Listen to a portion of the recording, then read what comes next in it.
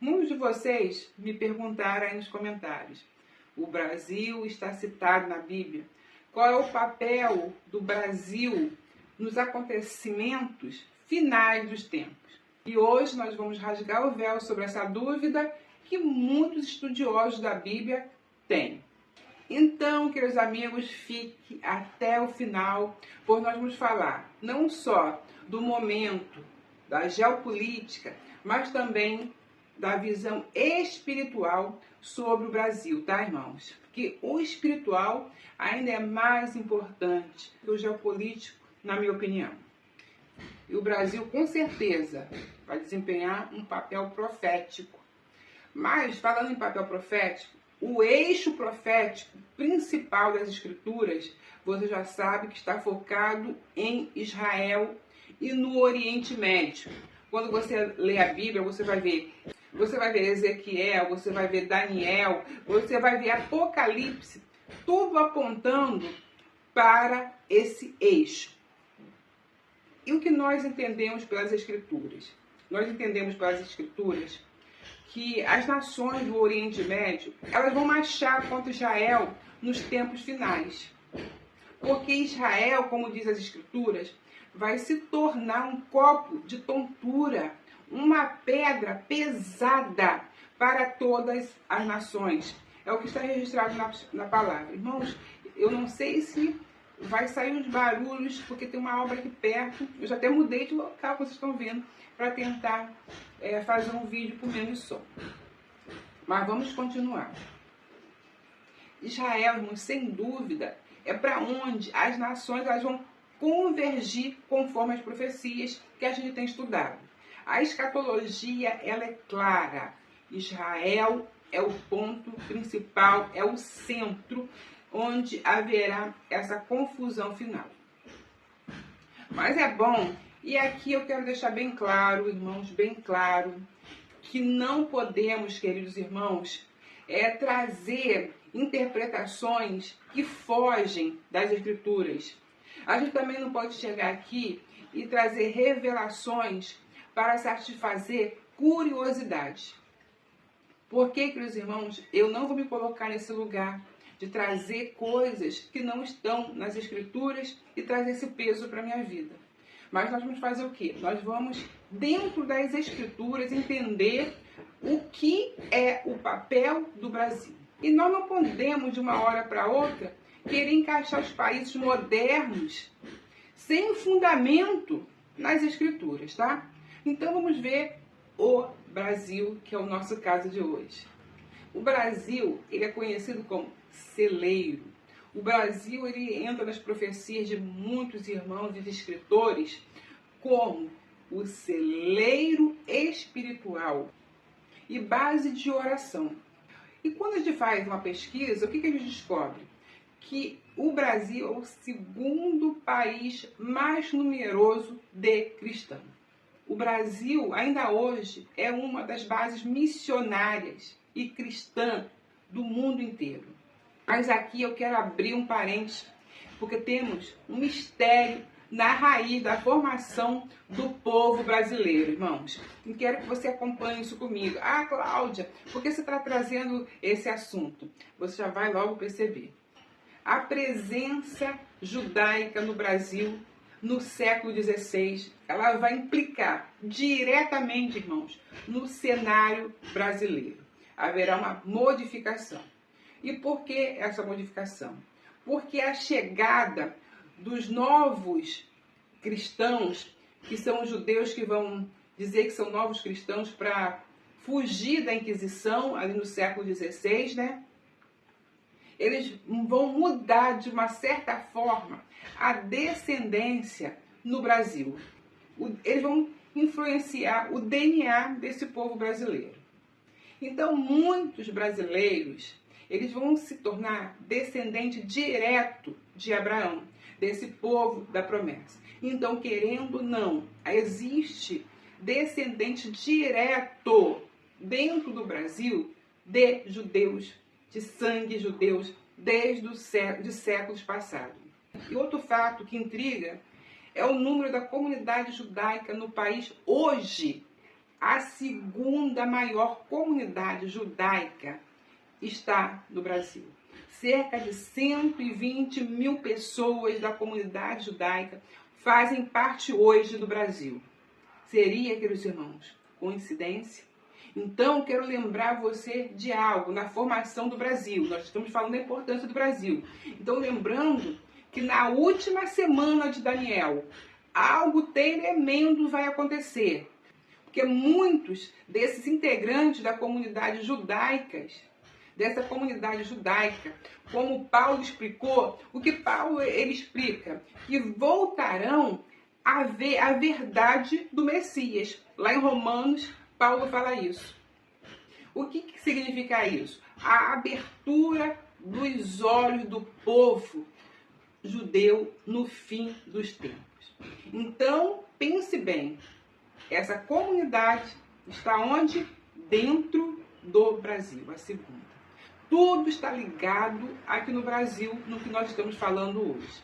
Então, hoje nós temos cerca de 120 da comunidade judaica aqui. Fora que o Brasil, ele é o segundo em cristãos. Então, nós vamos somar. Isso vai ser um somatório para os últimos dias.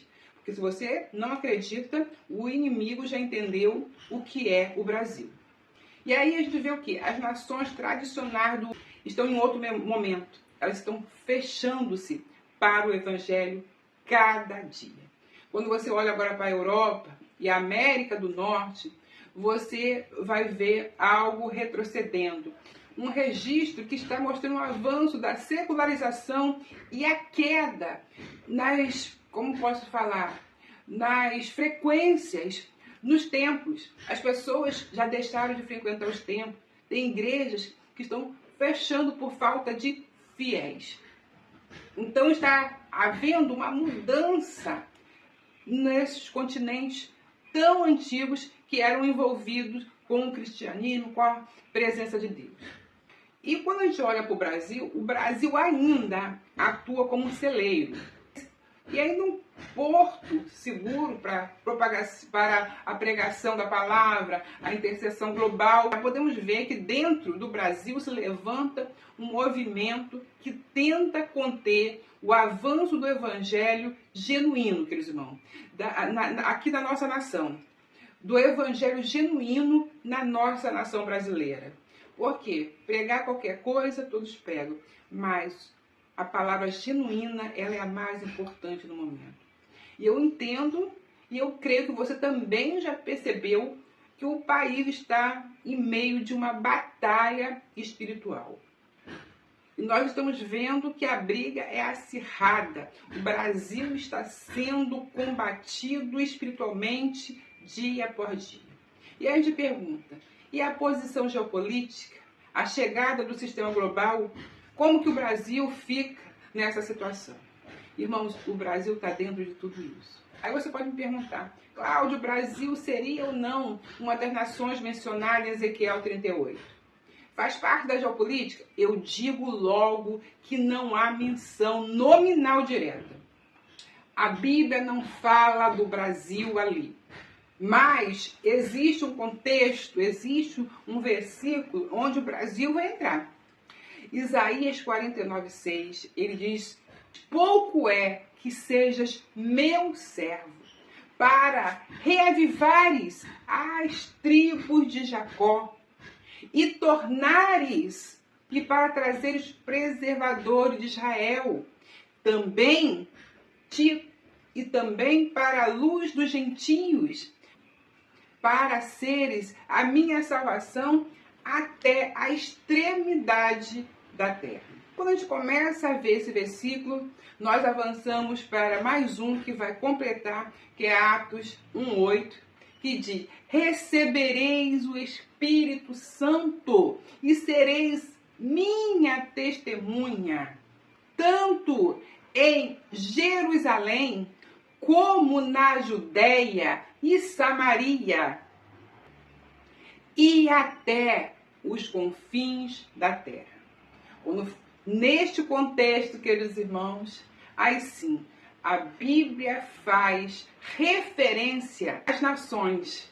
A Bíblia, ela faz referência às nações distantes, aos confins da terra. Então, o que nós podemos deduzir? Nós podemos enquadrar o povo brasileiro nessas profecias, porque nós estamos aqui, nos confins da terra. Nós somos alcançados e nós vamos ver o nosso papel no fim. E aí eu quero fazer um alerta. O Brasil, ele não está isolado. Pelo contrário, ele está, queridos irmãos, sendo a cada dia mais levado para o meio desse sistema. No roteiro final das profecias, lá está o Brasil.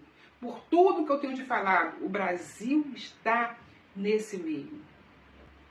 Ele participa ativamente de grandes fóruns, irmãos, internacionais, G20, o próprio BRICS, criado pelo Brasil. O Brasil está nesse sistema, está avançando, queridos irmãos, para as tecnologias finais de controle, como nós estamos vendo, de controle digital, amados. Inteligência artificial, como todo mundo está indo para o mesmo local. E moedas digitais do sistema global. Todos terão que participar de um único sistema. E também vai afetar o público brasileiro. Nós não vamos ficar de fora disso. É um cenário, queridos irmãos, que se desenha um futuro. É um cenário que se desenha. O futuro do Brasil está diante dos nossos olhos. Nós estamos acompanhando o sistema da besta. Nós estamos acompanhando a marca da besta. Não tenha dúvida. O Brasil está no meio disso. Um grande número de judeus, um grande número de cristãos e o inimigo de olho para destruição. Já podemos ver no nosso dia a dia, como exemplo, a articulação entre o governo estadual, o governo municipal, para instalações de câmeras, integração, como eles dizem, de redes de câmeras. Inteligente que vai fazer o reconhecimento facial de todo o povo.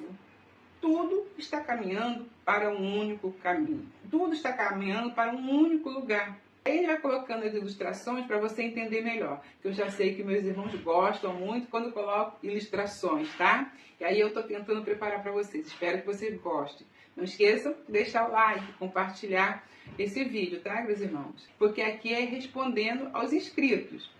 E aí, falando sobre isso, o Brasil é uma nação importantíssima para as profecias finais, irmãos. Por isso, irmãos, estamos vendo a tentativa feroz de destruição, de destruição da fé. Não é à toa. A fé genuína, ela está sendo combatida, destruída. Está vendo a destruição da fé genuína do povo brasileiro, irmãos. A destruição de princípios. Você já está vendo em todos os lugares. De valores. Destruição de bases sólidas do homem adorador está sendo combatida hoje. Por que o Brasil está sendo combatido? Destruído, tentam desvalorizar, tentam destruir os valores colocados pelo Criador. Por que ir contra o Senhor? Por quê? Para destruir essa fé, irmãos. E aí nós precisamos de discernimento e despertar espiritualmente. Mas, em meio à tribulação desses dias, um movimento espiritual, eu digo para você, verdadeiro, se levantará, porque essa é a promessa de Deus. E o Brasil vai participar disso, com a autoridade dos céus. Homens e mulheres vão se levantar com essa autoridade dos céus para a colheita dos últimos dias. Esse povo que se levanta, ele não se preocupará com as suas próprias vidas, mas eles vão resgatar muitas almas para o reino de Deus. Queridos, agora é hora de vigiar, agora é hora de vigiar, orar, discernir e proclamar a palavra. Queridos, como Jesus falou, escolha a boa parte. Queridos, como o Senhor falou, escolha a boa parte. E qual é a sua opinião sobre o papel do Brasil? Você acredita que o Brasil estará nos últimos dias? Deixa aí o seu comentário nos nossos vídeos. Irmãos, eu espero que vocês tenham entendido. Fico com essa palavra. Até o próximo vídeo, se o Senhor nos permitir.